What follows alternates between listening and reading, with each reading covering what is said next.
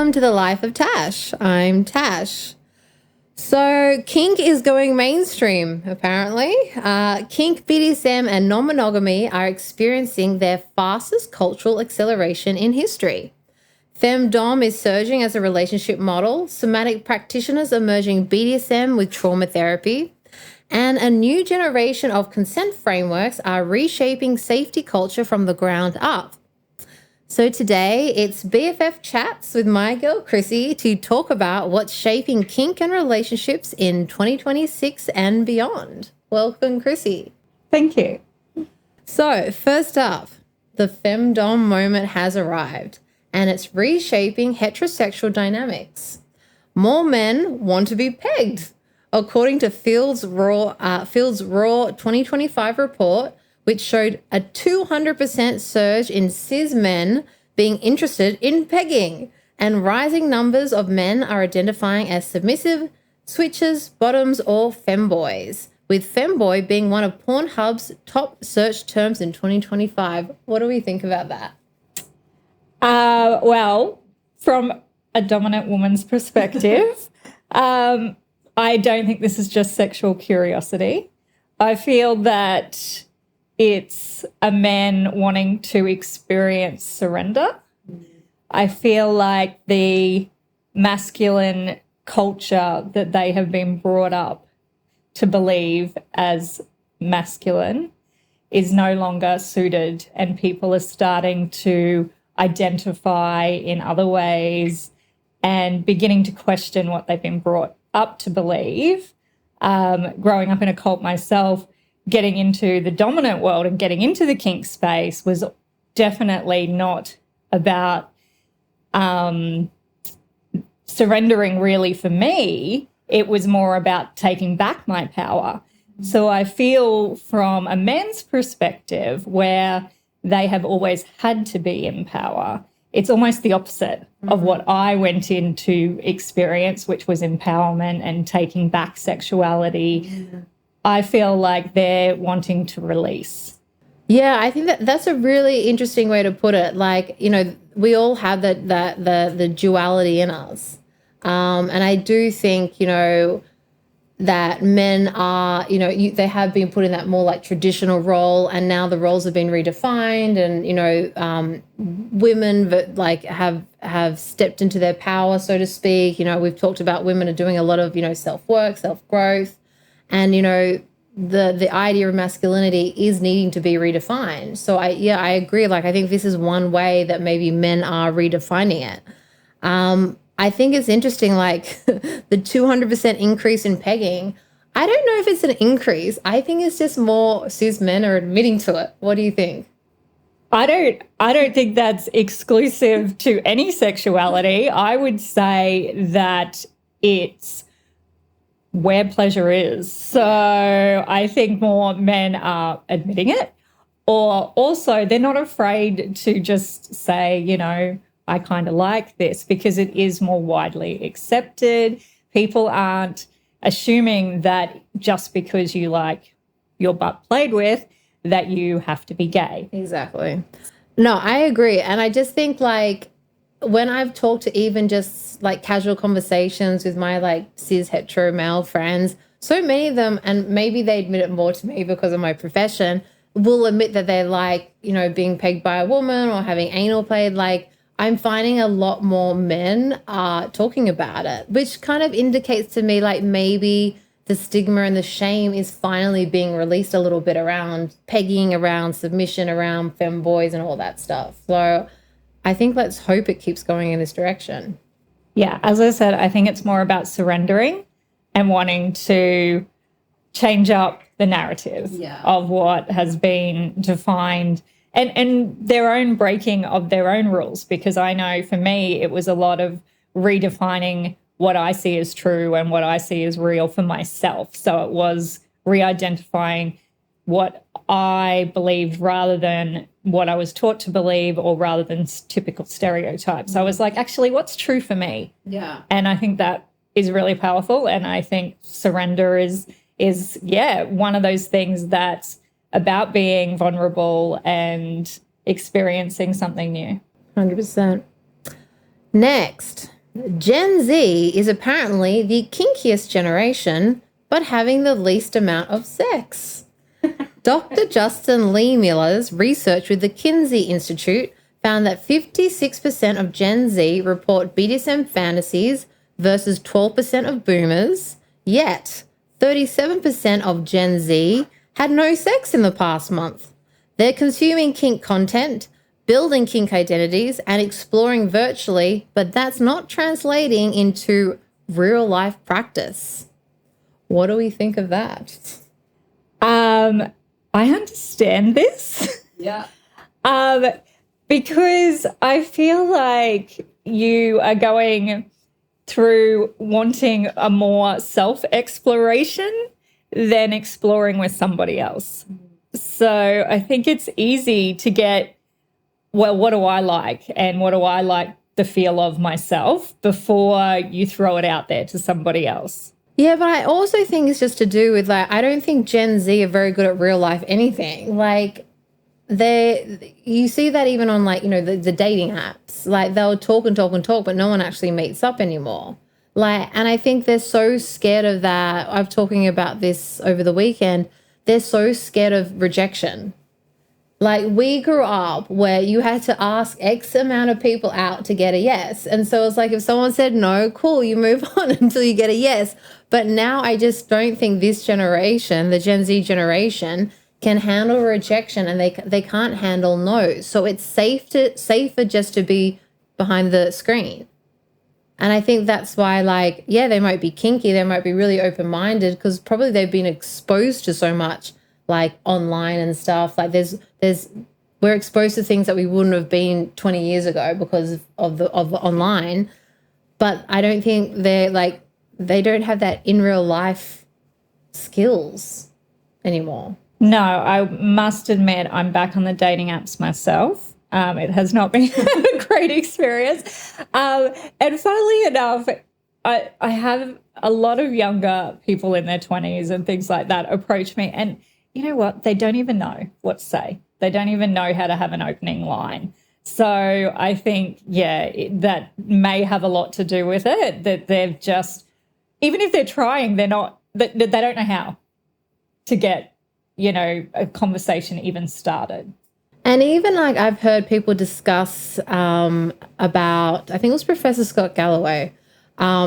He was discussing how, because there's been the rise of, like, the 5 a.m. run clubs and people getting really healthy, which I've always looked at, oh, isn't that great? But he's like, yeah, but all these 20-year-olds, they're not going out, they're not getting drunk, they're not making bad decisions, they're not having, like, sex.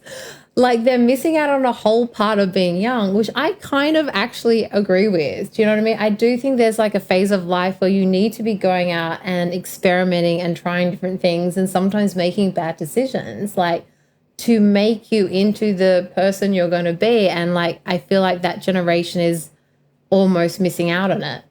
Oh, look, they will be the next generation example of me, because of how I grew up, and I got married really young. And so my exploration took, place in my late 30s. So, early 40s. So I'm like, I feel like they should be doing it now if they're not doing it now, because if I could redo it, I'd be redoing it differently. Yeah. Interesting, though. I wanted to bring this up because I want to get your opinion. Field survey that we were talking about before, the end of 2025 end of year survey, saw an uptick by 460% in Gen Z members adding Brat to their profile and a 560% rise in Brat tamers. What is going on in the Brat space with Gen Z? Okay, so Brat culture is not something that is one of my preferences. Mine neither. However, I will say that I have done a bit of research on it, and I feel that the reason this dynamic is here is because it gives them a little bit of freedom mixed with rules. So it's like a safe place to play where rules are okay to be broken.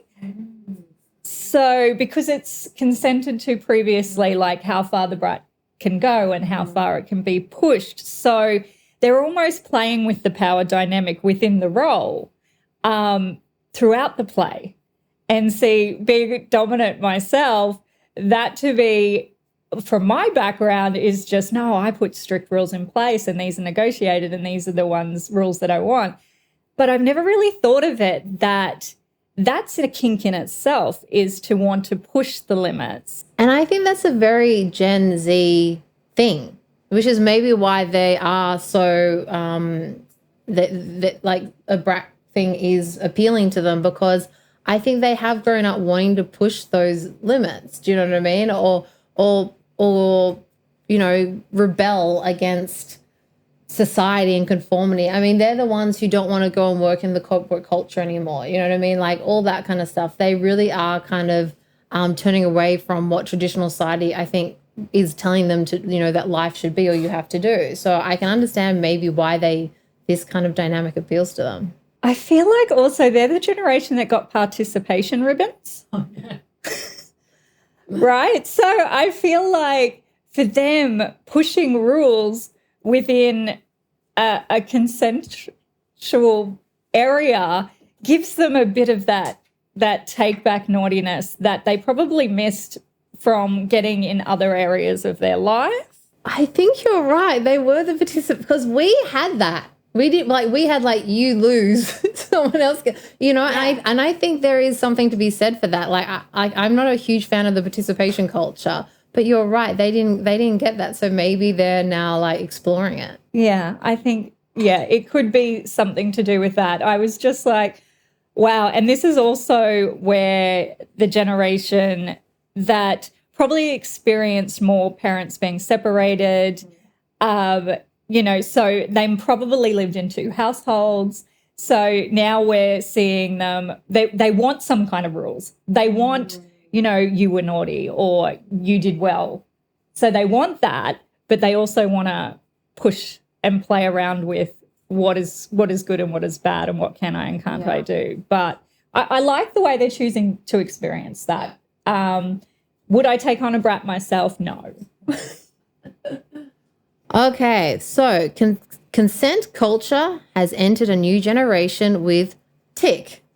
Now, we all know the three main consent frameworks that the kink community has had to date: SSC, safe, sane, and consensual; BRAC, risk-aware consensual kink; and PRIC, my personal favorite, personal responsibility informed consensual kink. So the new development is TIC, which stands for trauma-informed consensual kink. It's being created by the American Association of Sexuality Educators, Counselors, and Therapists.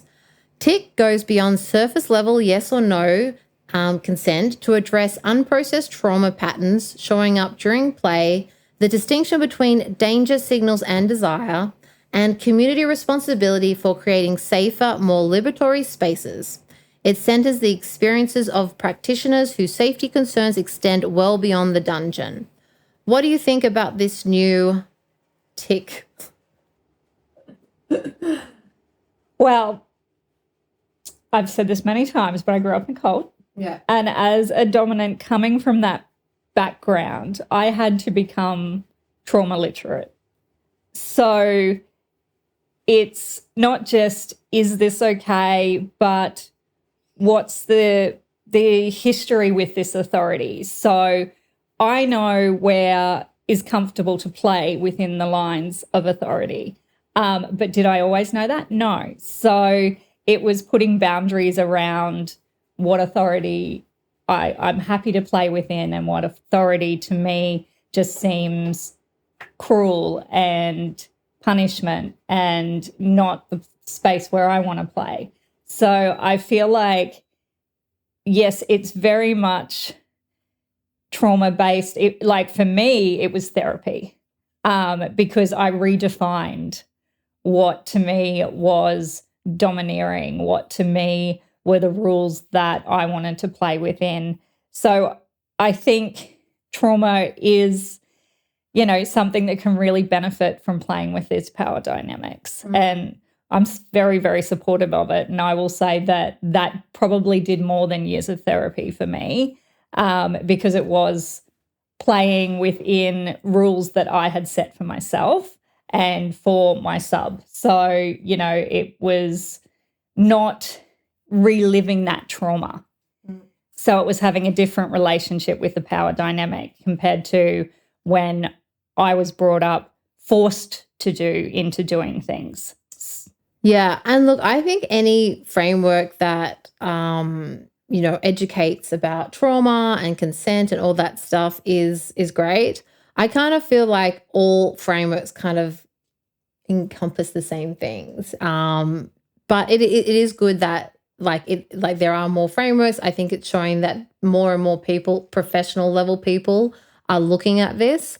And I know like what you were just saying about using kink and BDSM, there are more and more like practitioners using it as therapy, which I think is really great. There's been a big convergence of somatic body-centered practices with BDSM. I myself am one of those people who are doing that. And that's something that I think like 5 years ago didn't really exist. And using it to process trauma, like you said yourself. I mean, something we talk about a lot, even in the work that I do, is the window of tolerance. It was developed by, I think it was Dan Siegel who came up with that term. And it's now being used in that somatic kink space therapy as well. We can, explore our trauma without re-traumatizing ourselves by staying in that window of tolerance. And the inherent nature of like BDSM with like limits and safe words and negotiation and all those things work beautifully in that kind of trauma therapy grouping. And I think they even said about like the 3 phases of trauma healing beautifully integrate with the BDSM 3 phases of you've got, negotiation, execution, and aftercare with BDSM. And in trauma healing, you've got skill building, processing, and integration. So I think for people who are looking to maybe heal or explore, trauma, and look, we all have trauma. Like there's not one person that goes through life. Yes, obviously it's on a scale, but really using, kink therapy now as a therapeutic practice, I think it's great. I think it's a lot to do with taking back what you're practicing consciously as opposed to unconsciously reenacting what you have experienced. And that's like brings you out of that trauma response state. Yeah, which reminds me of like the ability to, activate the parasympathetic nervous system through a BDSM scene. So shifting out of that hypervigilant state, especially if you are someone running on, survivor mode, and really to be able to transform into that deep relaxation, that parasympathetic nervous system, really calm your whole system down through BDSM and kink therapy. Yeah. Next, what vanilla curious women actually fear? A Pure dating app survey found that 90% of women have sexual interests they wish to explore, but 46% feel uncomfortable discussing desires with a partner. Over 50% fear judgment, and 51% of women struggle to share due to past negative experiences. What do we think of this one? I'm not surprised. I mean, 90% of women have sexual interests which they wish to explore. Of course. I think, women, I do think we are getting more and more of a voice to express it, but there was a massive culture of women just kind of like being there to perform or being there to serve. Yes. Yeah, no, I think it's taken a turn, like it's changed the narrative a little bit because what women want is they want to feel deeply desired. So they want to feel deeply desired. They want to explore power without losing respect for themselves and from their partner. They will still want to be respected. They want to surrender without being erased as a human. So they want to explore the erotic edge, but still be treated with respect and as a human so that they're feeling within their body rather than disassociating from their body.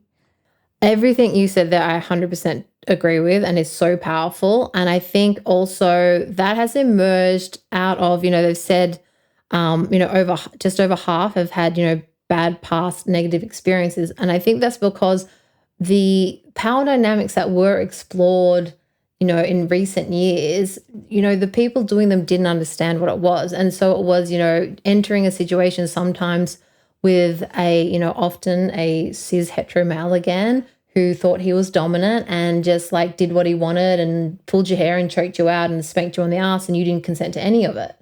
But I think you're right. Now women are saying, I actually do want to explore these fantasies, but I want it done in a really respectful, really safe, consensual way. And that is what I think is starting to change with more awareness and more education. I mean, there's still a lot of misconceptions, I think, around kink and BDSM. I think a lot of people think that, like, if you have a kink, like that's just a trauma response. I think a lot of people think that BDSM is just inherently dangerous. A lot of people think it's like anti-feminist. But yeah, I think as we explore and debunk these myths, people will start leaning more and more into these practices and actually finding the really the ways you can explore them in a really positive, transformative, enlightening way. Yeah, I feel that it is a lot about, not wanting to internalize shame. And maybe there has been situations of things that might have been happening, conditioning alone of women through society and how women are supposed to act doesn't mean that we want to rebel against that. We're not saying that just because I was brought up this way means that I need to rebel against that. That's not always the case. Some people want to lean into it. Some people want to embrace it, but just on their terms. So that's what I think this is. It's like more women are going, actually, I like being choked, but I didn't like the way you spat in my face. I like being spanked, but I prefer it this way. So they're actually owning their their kink side, and they're not afraid to express it anymore. But I do believe that it's chats like this and a lot more education out there now, and also from a younger age where generations are starting to look into it younger, because for me it was something I had to educate myself with at a much later age. So I think it's great that we do have the ability to learn these things and be able to go explore with this power without rejecting it. Definitely. It doesn't have to go on the naughty box. Yeah. And I think that's what everybody was, taught, like that's bad. That's in the naughty box. It's like, actually, I can pull some things out of that naughty box. Yeah. The entry pathway to kink has changed. Digital-first exploration is now the norm. People explore through AI companion platforms, audio erotica apps, and online BDSM compatibility quizzes. Self-education before physical play is increasingly normalized. And research has found that individuals who self-educate first are significantly more likely to have positive experiences. So, how we used to learn. I mean, how did we used to learn before? We didn't. No, I mean, look, you would have to, don't know if anyone remembers what a DVD was, but you'd have to go to a DVD store and go to the R-rated section. So, it's at our fingertips now, and people are going, oh, what's this about? But what we need to remember is what is shown is not actually reality, especially when it comes to BDSM and kink, fetishes, all of those sorts of areas. It's often done for the gaze of a different, maybe masculine-inspired kink, whereas obviously when it comes to women and what they're looking for, there's a different story that they need to be watching. So I'm not sure if they're going to porn to get their education from it, but I think that was the only way you could get it was through porn, but now we've got all these like online educators or websites or, Instagram. I mean, we are still struggling with censorship, obviously, which is a bit of a, we've got this online platform where we can access all the information we want in the world, but we're still so strictly censored on certain social media platforms. So there's a bit of a dichotomy there that I still think we need to, I don't know, somehow solve, because it's such a mess. But I think it's a positive that people are going for self-education. I think it's really positive that we have all these online platforms, and like people are chat GPT things. I think they just need to be aware of that. You do need to still question, because not all the information you're going to get is actually correct. But I do think it's great that we do have access, and that it's not just like, the shady corner of the DVD store anymore. Yeah, no, I agree. I think it's opened up the conversation a lot. So I think there are those benefits, but take it for the benefits that it is, and just be aware that it's what you're seeing is not always correct. Yeah. And also I think the other thing that needs to be considered is, again, that taking online into real world. And I think people sometimes need help with that. I think people can get a little bit too fixated on the online, and especially with things like, AI and the rise of like AI dominatrixes, or, things like that, or an AI sexual partner, or just a partner in general. And I think that can sometimes take away from the real life interactions we have, and the complexity of a real life human interaction, versus something that's completely manufactured to be tailored completely to you and your liking, because that's not real life. Mm-hmm. So I think like we just need to be, I think there's going to become some more challenges as AI gets better and more mainstream, especially in like the sex and kink areas, about the consequences for us in a real life setting. Yeah, I do think the open conversation is best. And I do like the way that we're starting to see more like films and things based on this in the mainstream as well. So just on Netflix and those sorts of things. Well, yeah, we had 2 mainstream films, which at the moment, which was Baby Girl with Nicole Kidman we had. And then we've got Pillion, which hasn't come out here, that we're going to see together, with Alexander Skarsgård, which have been really great to, as a, like, they really represent, the BDSM and kink in a much better way than things like 50 Shades of Grey, obviously. I mean, I haven't seen Pillion, but it has been called a full-hearted depiction of kink as something sweet, fun, and completely average. And I love that as a description, and I really hope that's what it is, because they're not films like, they're not exploiting BDSM and kink.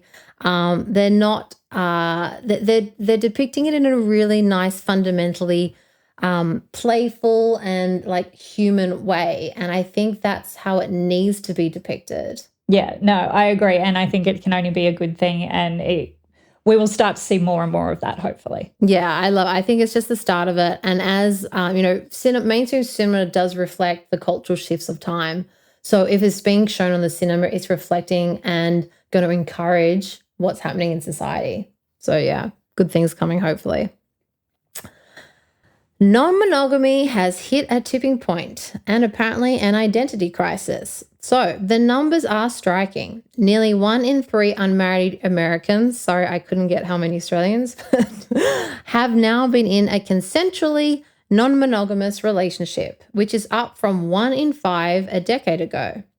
A meta-analysis found no significant difference in relationship satisfaction between monogamous and non-monogamous individuals. Is this something we already knew? It might be a case of people actually revealing this as opposed to cheating, because, it's more acceptable now to start having those conversations. So I'm hoping that that's the way it is actually going, because the emotional damage in cheating is generally worse than the physical. So I think, if it is actually opening doors to have these conversations with your partners, you never know what they might be open to. I also think it relates back to another topic that we were talking about, pushing what they were brought up to believe and starting to identify, well, is that something that I've just had, in my case, forced upon me? Or is that something that I genuinely, truly want to follow and core believe in myself? So it's not saying that it's right or wrong for different people. I think definitely there's people that are still monogamous and that's the way they want to be. And that might have been how they were brought up, but it's also something that they strongly identify with. And I do believe that that could be, I did not have good parental examples of what a marriage was. So I think if you've had a really, really strong parental guide of my parents have been together for 50 years and they're happy and they love each other and they're respectful and my childhood was fantastic, then, why would you want to change something that only led to positive things? But I do believe that now people are sort of questioning this because I think it casted into the shadows people that did have different beliefs and maybe thought the only way was to cheat, right? I can't tell somebody, but I don't want to hurt them because ultimately this is just a need I need to fulfill. So, people are starting to go, well, am I monogamous? Because I don't think it's about, I want to sleep with everybody. It's about I have this one life to live. And for me, that is, sexual, if I meet someone that I like, then I should experience every experience that I want to experience with that person because I have this one lifetime to do it. So I think that is a very healthy relationship to have with yourself and to actually acknowledge that as opposed to try and hide it from other people you love. For me, being an open person myself, I definitely can tell you that relationships can work with multiple partners going, at the same time, as long as you're open and you're honest and you're respecting boundaries. And again, it's always about boundaries and open and honest communication. I think it's a great thing that more people are willing to actually say, that doesn't work for me, and are willing to have that conversation up front. You'll see a lot more people on dating platforms now saying they're non-monogamous. So that opens up the question. It's interesting because I think about when I started my non-monogamous journey, which would, I guess, like a decade ago, and it was still so quiet. Do you know what I mean? I'd go on dates. I'd be because I'd found what worked for me and I wasn't going to go back. So I was very upfront with people when I went on a date, like, I'm non-monogamous. That was like the first thing that came out of my mouth. And I remember back then it was still very rare. Like, especially like where we are in Sydney, Australia, but now, like, if I go on a date and say non-monogamous, most people will know what I'm talking about. So it's interesting thinking back to that.